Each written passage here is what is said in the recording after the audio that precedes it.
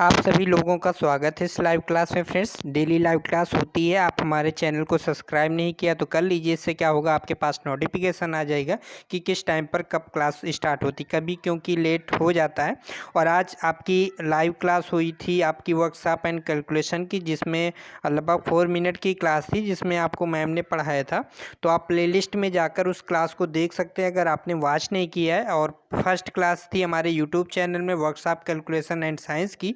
तो अगर आप उस वीडियो को देखिएगा और अपना फीडबैक दीजिएगा, उसी के अकॉर्डिंग मतलब डेली लाइव क्लास आपको वहाँ पर मिलेगी। जैसा आप बोलेंगे उसी के अकॉर्डिंग आपको साइंस एंड मैथ की क्लास मिलेगी, ठीक है, इस चैनल पर। तो इसके लिए आपको हमारे चैनल पर जुड़े रहना है, आपको अपना हर समय फीडबैक देते रहना, जिससे कि हमें पता चल सके कि आपको किस तरह कैसे वीडियो चाहिए, ठीक है।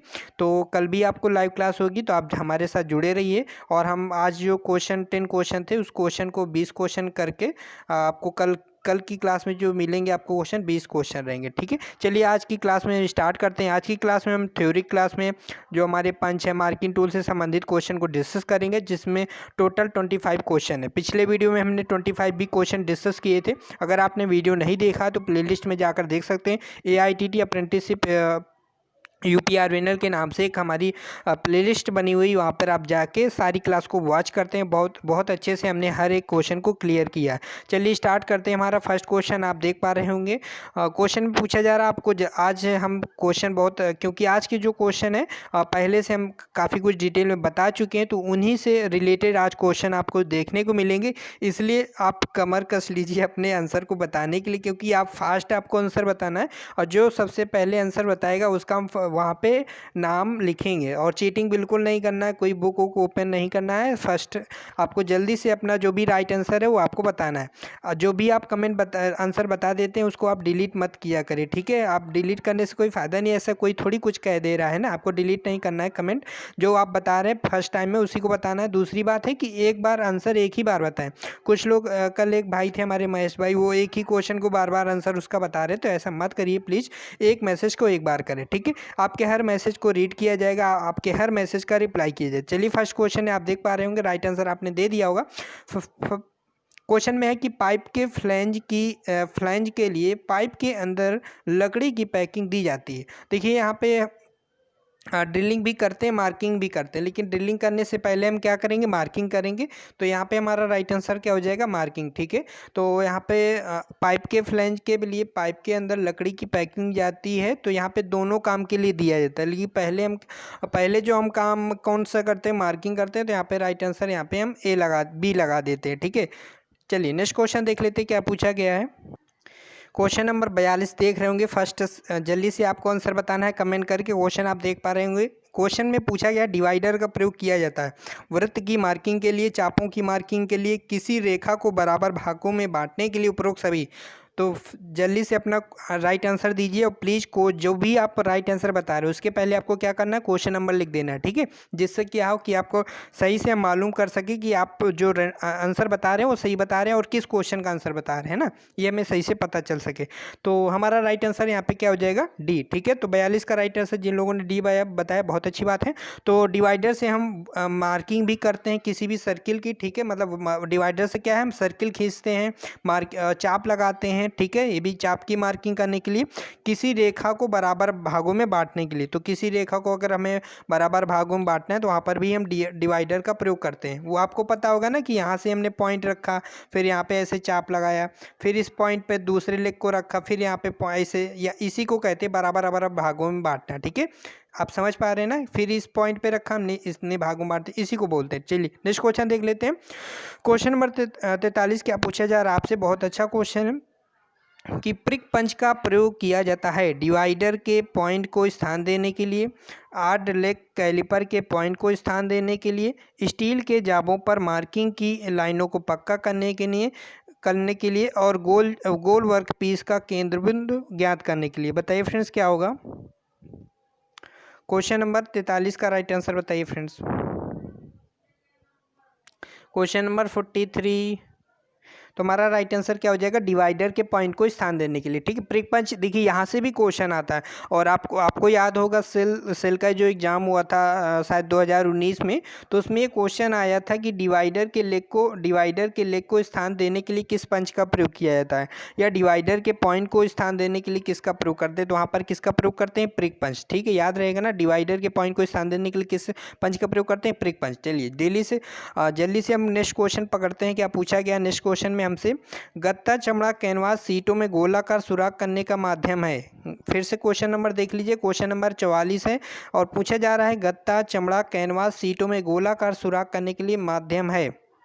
तो कभी भी आप अगर वर्ड दे देता है गोलाकार सुराख करना है, ठीक है, तो हमने बताया था कि इसमें अगर ये वर्ड दे देता है गत्ता चमड़ा कैनवास सीटों में अगर सुराख करना है, तो वहाँ पर किसका प्रयोग करेंगे, हालो पंच का प्रयोग करेंगे। सॉलिड पंच का प्रयोग कहाँ करेंगे, पतली सीटों में, मतलब जो हमारी सीट मेटल में जो भी हमारी वर्क करना होता है सीट मेटल शॉप में, तो अधिकतर वहाँ पे सीटें क्या होती है, हमारी पतली पतली होती है, तो पतली सीटों में ठंडी हालत में सुराख करने के लिए सॉलिड पंच का प्रयोग करते हैं। और ब्लैक स्मिथी में भी अगर सुराख करना है तो वहाँ पर भी सॉलिड पंच का प्रयोग करते हैं। बेल पंच का प्रयोग कहाँ करते हैं, वेरी वेरी इंपॉर्टेंट क्वेश्चन है। बेल पंच का प्रयोग दो कामों के लिए, मतलब कि मतलब मार्किंग तो हम करते हैं ये साथ में, क्योंकि पंच है, पंच से, और दूसरी बेल पंच का जो मेन काम है, किसी भी गोल जाब में अगर हमने कोई मार्किंग किया हुआ है तो उसको क्या करना है, मार्किंग किए हुए पॉइंट को पक्का करना, मतलब निशान लगा देना पंच के द्वारा। क्योंकि बेल पंच से भी हम गोल जाब का सेंटर निकालते हैं, उस गोल जाब का जो भी हमने सेंटर निकाला है उसको क्या कर देना, पॉइंट में मार्क कर देना है, ताकि वो साफ ना हो। ठीक है, चलिए आपको आ गया होगा समझ में। सेंटर पंच आपको पता है कि ड्रिल किए हुए पॉइंट को क्या करना है, मार्क करना है, या आपको निशान लगाना है। ठीक है, हालो पंच क्या है, हालो पंच मतलब कि खोखली सीटों पे या फिर हमारी कैनवास सीटों पे गोलाकार सुराख करना है, तो वहाँ पर हम हालो पंच का प्रयोग करते हैं। और ये भी क्वेश्चन आ जाता है कि अगर वाशर वर्ड दे दे, क्या दे देता है, पतली सीटों में वाशर इत्यादि अगर काटना है, पतली सीटों में वाशर इत्यादि काटने के लिए किसका प्रयोग करेंगे, हालो पंच का प्रयोग करेंगे। हालो अगर वाशर वर्ड आपको याद रखना है, ठीक है, वाशर अगर दे देता तो हालो पंच राइट आंसर होगा। चलिए नेक्स्ट क्वेश्चन देख लेते हैं। क्वेश्चन नंबर 45 क्या पूछा जा रहा है, धातु चद्दर सीट मेटल कार्य के लिए प्रयोग होने वाला पंच कौन सा है। ठीक है, तो आप अभी हमने क्या बताया था ऊपर कि सीट मेटल में क्या होता है, पतली पतली सीटें होती हैं अधिकतर, और पतली सीटों में अगर हमें सुराख करना है तो वहाँ पर हम किस पंच का प्रयोग करेंगे, सॉलिड पंच का प्रयोग करेंगे। तो सॉलिड पंच हमारा राइट आंसर हो जाएगा।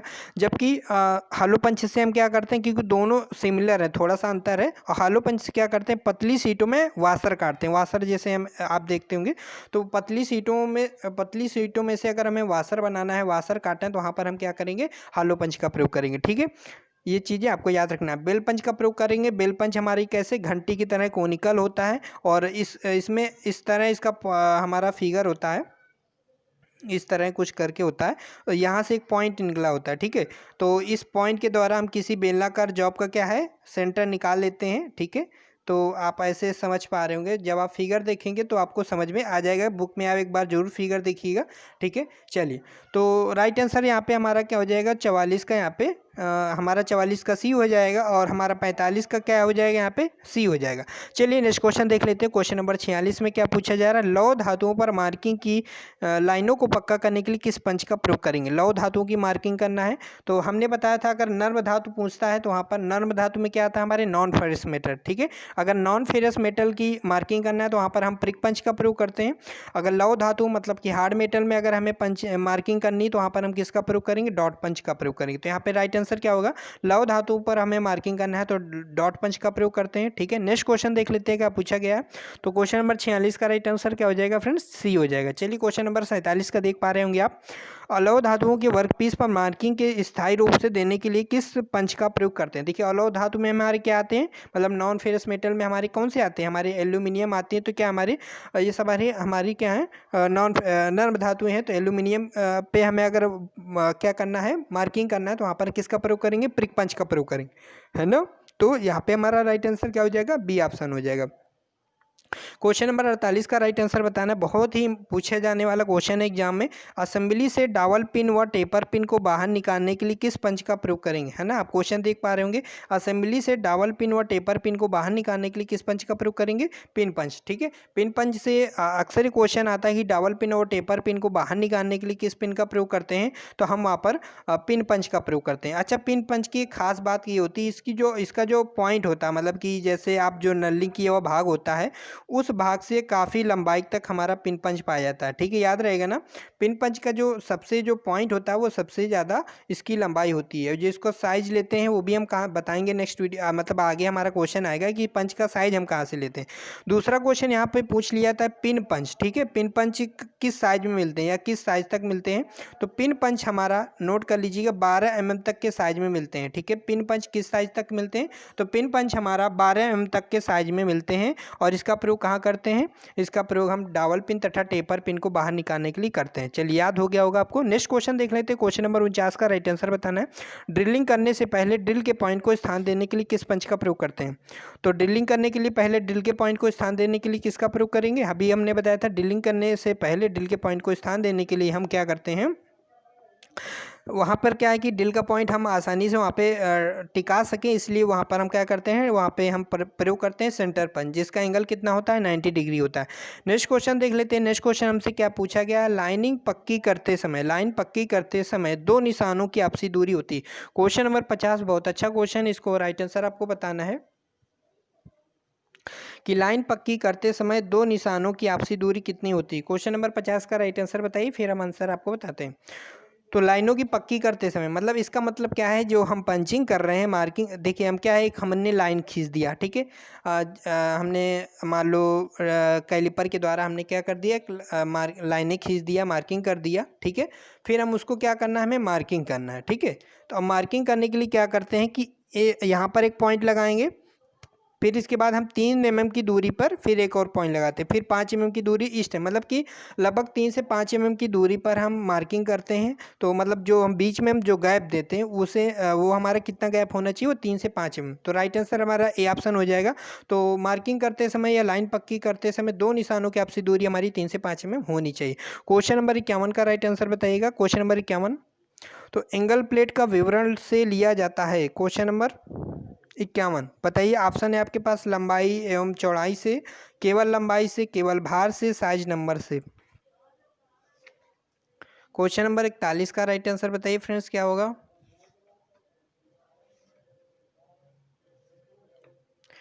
देखिए, एंगल प्लेट का साइज हमने कल क्या बताया था, नंबर से लिया था। ठीक है, तो एंगल प्लेट का जो विवरण किया जाता है वो नंबर से करेंगे।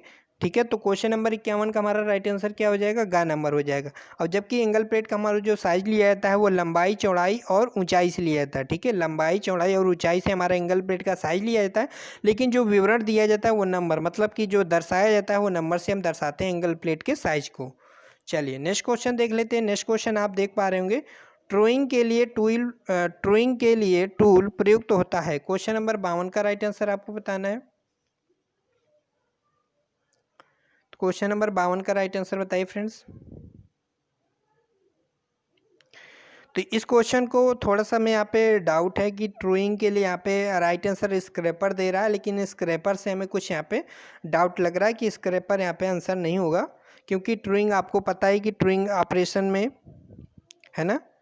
तो आप बताइएगा कमेंट में क्या आंसर है, फिर हम वहाँ पे हम आपको पिन कर देंगे। ठीक है, जब वीडियो अपलोड हो जाए तो इसका आपको जो भी राइट आंसर लगे वहाँ पर आपको कमेंट कर देना, पिन कर, वहाँ पर फिर हम आपके कमेंट को पिन कर देंगे अगर आपका राइट क्वेश्चन जो आंसर आ गया राइट होगा। तो क्वेश्चन नंबर 53 का राइट आंसर देख लेते हैं, क्या पूछा जा रहा है। की सहायता से, मतलब वो कौन सा टूल है, की सहायता से एक वर्नियर हाइट गेज द्वारा एक, इसमें क्या लिखा है, एक मतलब जो भी बेलनाकार समांतर रेखाएं खींचना है। ठीक है, क्वेश्चन नंबर 53 का राइट आंसर बताना है। क्वेश्चन में हमसे पूछा गया है कि सहायता से एक वर्नियर हाइट गेज के द्वारा एक गोल राड पर समांतर रेखाएं खींची जाती हैं। तो किसका प्रयोग करने से, अगर हम वी ब्लॉक का प्रयोग करेंगे तो वी ब्लॉक की सहायता से ही हम किसी भी बेलनाकार जॉब का उसका सेंटर निकाल सकते हैं। बिना वी ब्लॉक के किसी भी बेलनाकार जॉब का हम सेंटर नहीं निकाल सकते। तो वी ब्लॉक का हमें ज़रूरत पड़ती है, जिसमें हमने कल बताया था फिगर में। वी ब्लॉक में क्या करते हैं हम, जॉब बेलनाकार जॉब को रखते हैं और यू क्लैंप से उसको क्लैंप करते हैं, ठीक है। और इसके बाद फिर हम उससे उस जो हमारा बेलनाकार जॉब है उसके फेस पर हम समांतर रेखाएं भी खींच सकते हैं और उसका सेंटर भी निकाल सकते हैं। तो क्वेश्चन में पूछा गया था किसकी सहायता से, एक वर्नियर हाइट गेज द्वारा, एक हमारा जो गोल्ड राड है, राड पर समांतर रेखाएं खींची जाती है। तो गोल्ड राड पर समांतर रेखाएं खींच सकते हैं वी ब्लॉक को, मतलब वी ब्लॉक की सहायता से, ठीक है। तो क्वेश्चन नंबर 53 का राइट आंसर हमारा ए ऑप्शन हो जाएगा। चलिए नेक्स्ट क्वेश्चन देख लेते हैं। नेक्स्ट क्वेश्चन हमसे क्या पूछा जा रहा है, एंगल प्लेट में स्लॉट कटे होते हैं। तो क्वेश्चन नंबर 54 का राइट आंसर बताइए फ्रेंड्स।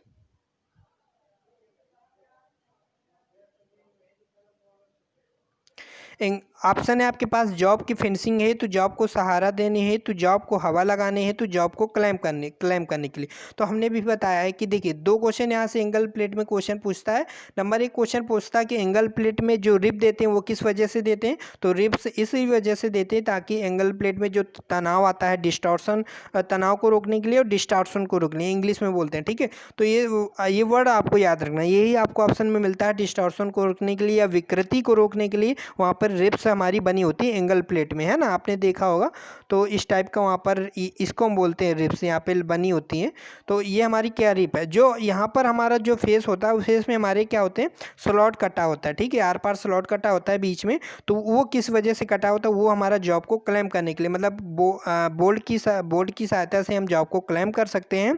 तो इस वजह से यहाँ पर उसको स्लॉट दिया जाता है, ठीक है। तो राइट आंसर यहाँ पे क्या हो जाएगा, यहाँ पे डी ऑप्शन। चलिए नेक्स्ट क्वेश्चन देख लेते हैं। नेक्स्ट क्वेश्चन पूछा गया है, पंच का साइज मापा जाता है। पंच हमारा किस मटेरियल का बनाया जाता है, आपको पता होगा, पंच हमारा हाई कार्बन स्टील का बनाया जाता है, ठीक है, ये भी आपको पता होना चाहिए। पिन पंच हमारे किस साइज तक पाया जाता है, भी हमने बताया था, पिन पंच हमारा 12 mm तक की साइज में मिलता है। तो ये आपको चीज़ें याद रखनी है, ठीक है।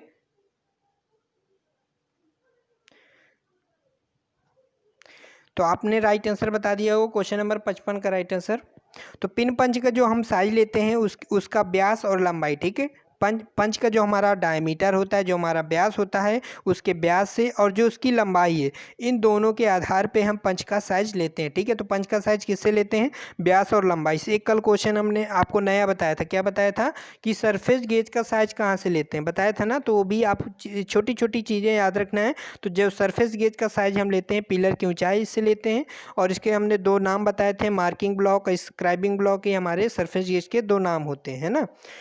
चलिए और नेक्स्ट क्वेश्चन देख लेते हैं। नेक्स्ट क्वेश्चन क्या पूछा जा रहा है, सरफेस गेज के द्वारा की जाती। क्वेश्चन नंबर 56 का राइट आंसर बताइए।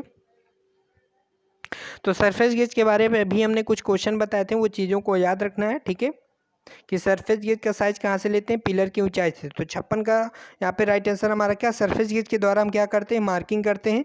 और किसी भी बेलनाकार जॉब का मतलब क्या है, हमें उसे सेंटर में लगाने के लिए हमें, जैसे हम फोरजाचक में किसी बेलनाकार जॉब को पकड़ते हैं तो वहाँ पर हमें सरफेस गेज की आवश्यकता पड़ती है, जिसके द्वारा उसका सेंटर चेक करते हैं कि हमारा जॉब सेंटर में बंधा है कि नहीं बंधा है, ठीक है। चलिए नेक्स्ट क्वेश्चन देख लेते हैं। नेक्स्ट क्वेश्चन हमसे क्या पूछा जा रहा है, क्वेश्चन नंबर 57 का राइट आंसर आपको बताना है कमेंट करके। स्क्राइबर के बेंड पॉइंट का, जो हमारा स्क्राइबर होता है उसका एक जो लेग मुड़ी होती है उसका एंगल बताना, वो कितने डिग्री पर बेंड होता है, ठीक है। तो स्क्राइबर के बेंड पॉइंट का, या जो हमारा बेंड स्क्राइबर होता है उसका जो हमारा एक सिरा मुड़ा होता है वो कितनी डिग्री पर मुड़ा होता है। क्वेश्चन नंबर 57 का राइट आंसर बताना है 90 डिग्री। तो राइट आंसर यहाँ पे हमारा डी ऑप्शन हो जाएगा। क्वेश्चन नंबर नेक्स्ट बताना है, गोलाकार राड का सेंटर मार्क करने हैं तो किस पंच का प्रयोग करते हैं। बहुत अच्छा क्वेश्चन है, और अभी पीछे ही हमने डिस्कस किया था कि गोल राड का सेंटर मार्क निकालना है। कोई भी हमारा बेलनाकार जॉब है उसका अगर हमें सेंटर निकालना है तो किसका प्रयोग करेंगे, वहाँ पर हम प्रयोग करते हैं बेल पंच का, ठीक है। तो बेल पंच आपने फिगर में भी देखा होगा, वो अभी हमने फिगर कुछ इस टाइप का बनाया हुआ था। तो ये यहाँ इस पॉइंट से ही हमारा यहाँ पे क्या है, इसमें हमें हैमर की भी ज़रूरत नहीं पड़ती जब भी हम मार्किंग उससे कर रहे होते हैं, ठीक है। लेकिन जब हम किसी बेलनाकार जॉब का सेंटर निकाल रहे होते हैं बेल पंच के माध्यम से, तो वहाँ पे हमें हैमर की आवश्यकता पड़ती है, भी हमने पीछे वीडियो में बताया था। तो बेल पंच हमारे यहाँ पे राइट आंसर हो जाएगा। नेक्स्ट क्वेश्चन देख लेते हैं। सामान्यतः इंजीनियरिंग कार्यों के लिए अधिकतम इकाई है अधिमानित इकाई। बहुत अच्छा क्वेश्चन है, क्वेश्चन नंबर 59 का राइट आंसर सोच समझ के बताना। कोई भी आंसर अगर आप देखिए जल्दी से आप राइट आंसर अगर सबसे पहले आप बता देते, मान लो क्वेश्चन आपका रॉन्ग हो गया तो कोई फायदा नहीं है आपका आंसर बताने से, मतलब आपने पहले तो बता दिया लेकिन आंसर गलत बता दिया, है ना। अगर आपको क्वेश्चन आता है तो आप तुरंत आंसर बताइए कि सामान्यतः इंजीनियरिंग कार्यों के लिए अधिमानित इकाई है। बहुत अच्छा क्वेश्चन है। देखिए इंजीनियरिंग कार्यों में अधिकतम जो हम लोग पैमाना यूज करते हैं, जिसका हम इकाई यूज करते हैं वो मिलीमीटर की इकाई करते हैं। वर्नियर कैलिपर हो, माइक्रोमीटर, कोई भी जो हमारे मापने वाले जो औजार होते हैं उसमें अधिकतर हम लोग जॉब को अगर मापना है तो कितने mm है, 15 mm है, 20 mm है, 150 mm है, 200 mm में ही हम ज़्यादातर लोग पढ़ते हैं, mm में ही चेक करते हैं, ठीक है। तो यहाँ पे राइट आंसर हमारा क्या हो जाएगा, यहाँ पे सी ऑप्शन हो जाएगा। चलिए नेक्स्ट क्वेश्चन देख लेते हो। क्वेश्चन नंबर 60 में क्या पूछा गया, और बहुत अच्छा क्वेश्चन, इस टाइप का क्वेश्चन हमने कल पढ़ाया था आपको। क्वेश्चन गलत नहीं होना चाहिए, अगर गलत भी हो जाता है तो कोई बात नहीं, हम आपको समझाएंगे कि क्यों आंसर इसका कैसे है, ठीक है। क्वेश्चन नंबर 60 का आंसर बताइए। तो निम्नलिखित में से कौन सी विशेषता ग्रेनाइट सरफेस प्लेट में होती है, ठीक है। कौन सी इसमें बताना है क्वेश्चन नंबर 60 में कि निम्नलिखित में कौन सी विशेषता ग्रेनाइट सरफेस प्लेट में होती है। ऑप्शन है आपके पास में, खरोंच लगने पर बर को दूर उत्पन्न हो जाते हैं, जंगरोधी होती है और नॉन फेरस मटेरियल है, उच्च शुद्धता नहीं बनाए रखती है। तो हमने कल की वीडियो में एक क्वेश्चन था कि निम्न में से निम्न में कौन सी विशेषता नहीं होती, किसमें, ग्रेनाइट सरफेस प्लेट में। तो हमने बताया था कि वहाँ पर हमारा ऑप्शन था, यहाँ पर वहाँ पर भी ये ऑप्शन था कि खरोंच लगने पर बर्स उत्पन्न हो जाती। तो हमने बताया था कि अगर ग्रेनाइट सरफेस प्लेट में अगर हम खरोंच वगैरह लगा देते हैं तो क्या हो जाती है, बर उत्पन्न हो जाती है। तो ये हमारी क्या थी, उसकी विशेषता नहीं थी, या कह सकते हैं कि ये हमारा ग्रेनाइट सरफेस प्लेट में नहीं होता है ना, ऐसा कुछ नहीं होता जो यहाँ पर लिखा हुआ है। तो अब यहाँ पे जो बुक में आपको आंसर दे रखा है, ये दे रखा, तो आप उसे करेक्ट कर लीजिएगा। यहाँ पे करेक्ट आंसर नहीं होगा, करेक्ट आंसर होगा हमारा जंगरोधी होती है।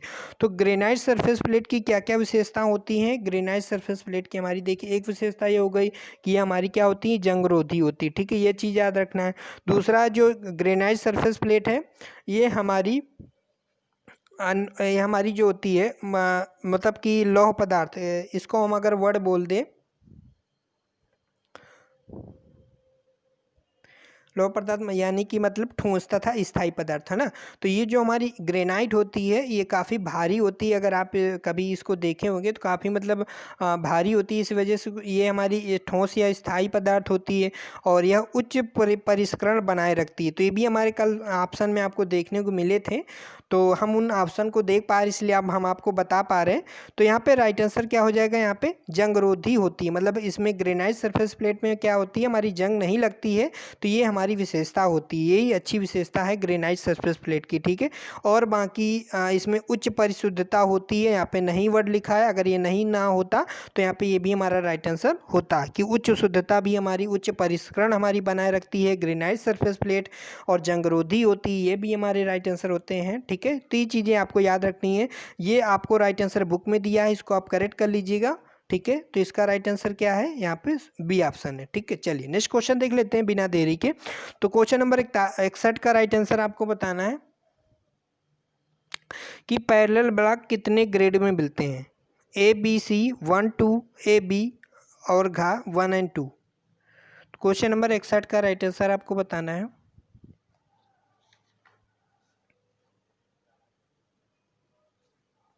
देखिए कल की वीडियो में हमने बताया था कि जो पैरेलल ब्लॉक होते हैं जिसे हम क्या बोलते हैं, समांतर ब्लॉक बोलते हैं। फिर हमने बताया था कि पैरेलल ब्लॉक जो हमारे 2 टाइप के होते हैं, सॉलिड टाइप होता है और एडजस्टेबल पैरेलल ब्लॉक होता है। और उसमें हमने आगे बताया था जो पैरेलल ब्लॉक होते हैं ग्रेड ए और ग्रेड बी में पाए जाते हैं, ठीक है। ग्रेड ए जो हमारा पैरेलल ब्लॉक होता है बहुत ही शुद्ध होता है, और ग्रेड बी जो हमारा पैरेलल ब्लॉक होता है ये हमारा काफ़ी शुद्ध होता है ना, ये हमने चीज़ आपको बताई थी। दूसरी जो ये बताई थी कि जो हमारे पैरेलल ब्लॉक ग्रेड ए होता है उसका हम कहाँ पर प्रयोग करते हैं, टूल रूम में प्रयोग करते हैं, ठीक है। और जो ग्रेड बी हमारा होता है पैरेलल ब्लॉक, उसका हम प्रयोग करते हैं वर्कशॉप में या सामान्यतः मशीन शॉप में प्रयोग करते हैं। ये चीज़ें हमने आपको बताई थी। और पैरेलल ब्लॉक का यूज कहाँ करते हैं? मशीन शॉप में जॉब की लेवलिंग करने के लिए। मतलब मशीन शॉप में हमारा कोई जॉब है, उसको मैं सही दिशा में लोकेशन देना, सही दिशा में उसको हमारा जो जॉब बंधा हुआ सीध में है कि नहीं, उसे सही से चेक करना है ना। तो सही से मैं उसे जॉब की लेवलिंग करने के लिए, सेटिंग करने के लिए वहाँ पर हम किसका प्रयोग करते हैं? पैरेलल ब्लॉक का प्रयोग करते हैं, क्योंकि पैरेलल ब्लॉक हमारा लैपिंग किया हुआ शुद्ध फिनिश बना होता है ना। तो यहाँ पे हमारा राइट आंसर क्या हो जाएगा? देखिए, जो आपका राइट आंसर बुक में दे रखा है 61 का, तो वो आपका गलत दे रखा है। आप उसको भी यहाँ पे खा दे रखा है। अगर आपको लगता है कि parallel block A 1 and 2 grade में पाया जाता है तो आप ज़रूर कमेंट करके बताइएगा। लेकिन जो हमने कल की वीडियो में बताया था, क्योंकि बुक के अकॉर्डिंग हम यहाँ पे ए और बी ग्रेड बताया था, तो यहाँ पर भी हम यही आंसर बताएंगे कि पैरेलल ब्लॉक ग्रेड ए और ग्रेड बी में पाया जाता है। अगर आपने किसी और बुक में 1 एंड 2 पढ़ा है तो आप ज़रूर कमेंट करके बताइएगा। तो नेक्स्ट वीडियो में है फिर इस वीडियो को, मतलब इस क्वेश्चन को हम और क्लियर कर देंगे अगर हमारे क्वेश्चन का आंसर गलत होता है तो। क्योंकि हमने जो आंसर ये बताया बुक के अकॉर्डिंग बताया, थ्योरी के अकॉर्डिंग ए और बी ग्रेड में पाया जाता है पैरेलल ब्लॉक। और जो हमारा एमसीक्यू बुक है, जो ये बुक है जो हमारी 5100 एमसीक्यू है, इसमें हमारे 5000 प्लस एमसीक्यू है, उसमें जो आंसर दे रखा है वो हमारा यहाँ पे यहाँ पे बी दे रखा। ठीक है, चलिए नेक्स्ट क्वेश्चन देख लेते हैं बिना देरी के। सरफेस प्लेट का प्रयोग मार्किंग के लिए किया जाता है क्योंकि। तो क्वेश्चन नंबर 62 का बताना है। ऑप्शन हम देख लेते हैं। सरफेस प्लेट का प्रयोग मार्किंग के लिए किया जाता है क्योंकि इस पर मार्किंग टूल्स आसानी से प्रयोग किया जाता है। मतलब मार्किंग टूल्स आसानी से प्रयोग किए जाते हैं। दूसरा ऑप्शन है, यह भारी कंपोनेंट भार को सहन कर लेती है, यह डेटम सतह प्रदान करती है, इसमें एक बड़ी सरफेस का क्षेत्र प्राप्त होता है। तो देखिए इसमें क्या, आप फर्स्ट ऑप्शन क्या मिलता है आपको? इस पर मार्किंग टूल्स आसानी से प्रयोग किए जाते हैं। तो ऐसा तो कुछ विशेषता इसकी है नहीं। तो सबसे विशेषता हमने यही बताई थी। सरफेस प्लेट में कल इस टाइप से क्वेश्चन आया था, तो हमने बताया था यह डेटम सतह प्रदान करती है सरफेस प्लेट। इस टाइप का क्वेश्चन हमारा कभी भी आए कि सरफेस प्लेट का प्रयोग मार्किंग के लिए किया जाता है क्योंकि वो क्या है, हमारी डेटम सतह प्रदान करती है। क्योंकि हमें एक सतह होना जरूरी है जो हमारी हाई एक्यूरेसी में हमारी सरफेस हो, और उसके ऊपर हम क्या रख सकें, हम कोई भी हमारा मेजरिंग टूल है या हमारा वर्नियर हाइट गेज है, और यहाँ पर हमारा कोई जॉब है जिसकी सहायता से हम एक्यूरेसी में हम उसका जॉब माप सकें या उसकी हाइट माप सकें जॉब की। तो हमें एक डेटम सतह की आवश्यकता पड़ती है, इसके लिए हम सरफेस स्लेट का प्रयोग करते हैं। चलिए नेक्स्ट क्वेश्चन देख लेते हैं। क्वेश्चन नंबर 63 का राइट आंसर बताइए।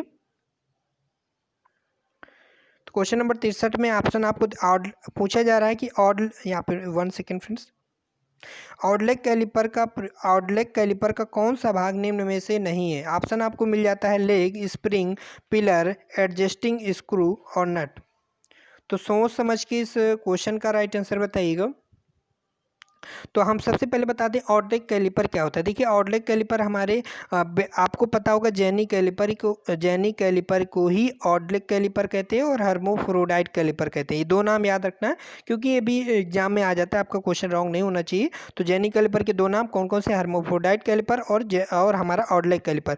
जेनी कैलिपर का मुख्य काम क्या है? जेनी कैलिपर या आउटलेग कैलिपर के दो मुख्य काम होते हैं। इससे हम किसी जॉब पर समांतर रेखाएं खींचते हैं, क्योंकि इसकी एक टांग क्या होती है, मुड़ी होती है। तो उसको हम क्या करते हैं, जॉब पर टिका के एक मतलब मुड़ी हुई टांग को इस पर टिका देते हैं और उस ऐसे करके लाइन खींचते जाते हैं ना। तो किसी भी जॉब पर क्या करते हैं, समांतर लाइनें खींचने के लिए, और वहाँ पर किसी भी बेलनाकार जॉब का सेंटर निकालने के लिए यहाँ पे हम जेनी कैलिपर का प्रयोग करते हैं। दो काम हमारे इंपॉर्टेंट है जेनी कैलिपर के। ठीक है, इसकी जो हमने अभी बताया कि जो मुड़ी होती है, तो ये कितनी मुड़ी होती है भी क्वेश्चन पूछ लेता है। जो हमारी जेनी कैलिपर होती है, आर्लेग कैलिपर होता है, उसकी जो हमारी जो टांग होती है, जो वो मुड़ी होती है, वो कितनी रेडियस में मुड़ी होती है? तो वो हमारी 6 mm की रेडियस में मुड़ी होती है। ठीक है, ये याद रखिएगा। ठीक है, और एक क्वेश्चन हमने बताया था आज, क्या बताया था नया, कि पिन पंच हमारे किस साइज तक पाया जाता है? पिन पंच हमारा 12 mm तक की साइज में पाया जाता है, जिसके द्वारा हम क्या करते हैं, हम डबल पिन और टेपर पिन को निकालते हैं। ठीक है, चलिए तो यहाँ पे राइट आंसर आपने बता दिया होगा। देखिए यहाँ पे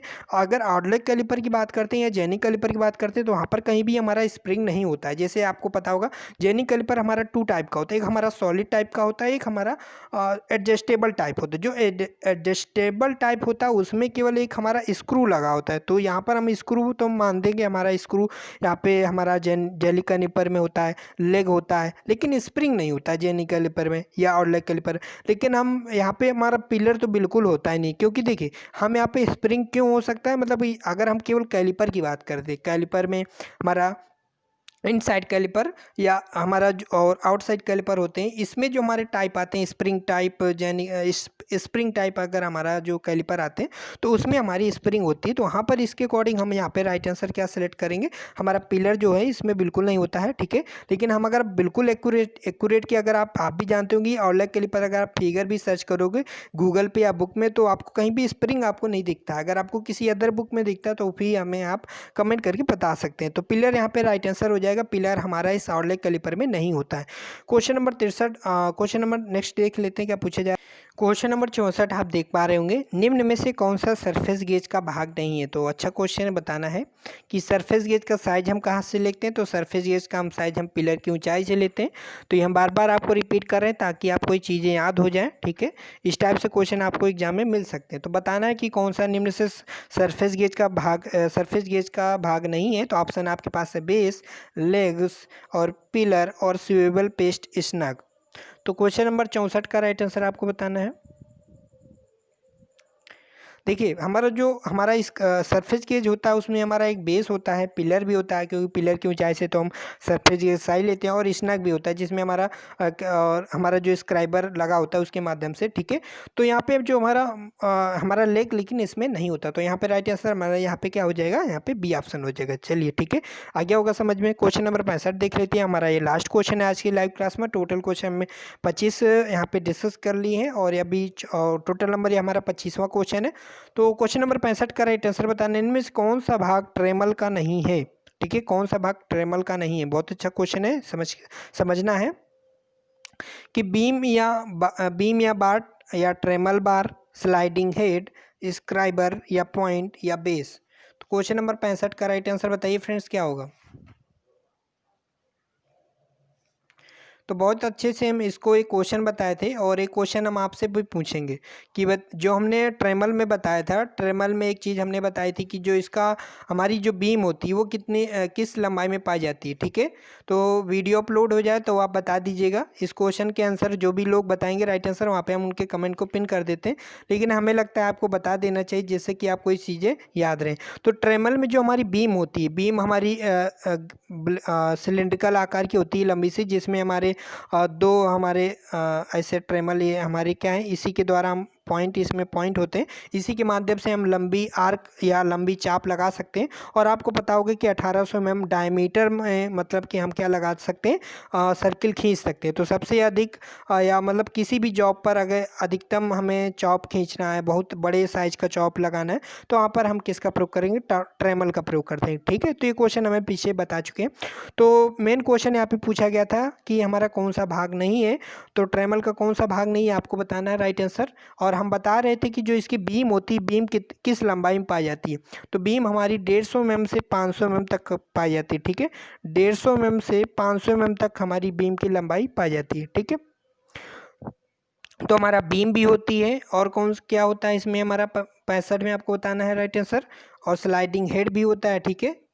स्लाइडिंग हेड कहाँ पर होता है, यहाँ पे हमारा हेड लगा होता है, ठीक है। यहाँ पर क्या एक हमारा हेड होता है, तो यहाँ पर हेड स्थित होता है, ठीक है। स्क्राइबर या पॉइंट होता है, हमने जैसा बताया जो हमारे पॉइंट होते हैं, और यहाँ पर हमारा यहाँ पे इस टाइप का हमारा फिर से एक बार बना देते हैं। ये हमारी क्या हो गई, बीम हो गई, और बीम में ये दो हमारे हो गए, यहाँ पर एक पॉइंट होता है, इसी में हम स्क्राइबर भी लगा सकते हैं। और यहाँ पर पॉइंट हमारा मतलब कि आउटसाइड इनसाइड कैलिपर की यहाँ लेग भी फिट कर सकते हैं, जिसके माध्यम से किसी भी होल का साइज, मतलब कि बाहरी अंदरूनी साइज भी इससे हम ट्रेमल से माप सकते हैं ना। वो पॉइंट में कुछ ही अगर हम कैलिपर फिट कर देंगे तो उसके माध्यम से ले सकते हैं। तो स्क्राइबर या पॉइंट भी होता है, स्लाइडिंग हेड भी होता है, और बीम भी होती है, हमारे बेस नहीं होता है। तो राइट आंसर यहाँ पे डी ऑप्शन हो जाएगा। चलिए आज के इस वीडियो में बस इतना ही।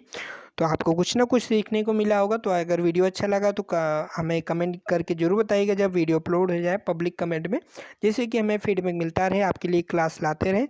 और देखिए जो व्हाट्सअप कैलकुलेशन की क्लास हो रही है उसे भी आप लोग ज़रूर आज किया करिए, ठीक है। उसमें ज़रूर आप फीडबैक दीजिए क्लास आपको कैसी लगी, जिससे कि हम आपको उसमें जो भी आपको कमियाँ लग रही वो हम सुधार करवा सकेंगे, है ना। चलिए, क्योंकि वर्कशॉप कैलकुलेशन भी आपको पता है बोरिंग टेक्नीशियन एग्जाम में वर्कशॉप कैलकुलेशन बहुत ही आनी है, वहाँ पर साइंस तो काफ़ी पूछी जाती है, ठीक है। और भी अदर एग्जाम में, इसरो एग्जाम में आपको पता है वर्कशॉप कैलकुलेशन काफ़ी अहम योगदान है उसका। तो ओके, तो उसे भी आप वॉच कीजिएगा। चलिए बाय बाय, फिर हम नेक्स्ट वीडियो में बात करेंगे। कल की वीडियो में क्वेश्चन डिस्कस करेंगे। और कल शायद है संडे, तो अगर कल लाइव क्लास अगर नहीं होगी तो हम मैसेज कर देंगे आपको कम्युनिटी टाइम में, तो वहाँ पर आप वहाँ से आप मैसेज चेक कर लीजिएगा, ठीक है। आज के इस वीडियो में बस इतना ही, फिर मिलते हैं कल। और सभी लोगों से प्यारी प्यारी सी शुभ रात्रि, ठीक है। Good night, bye bye.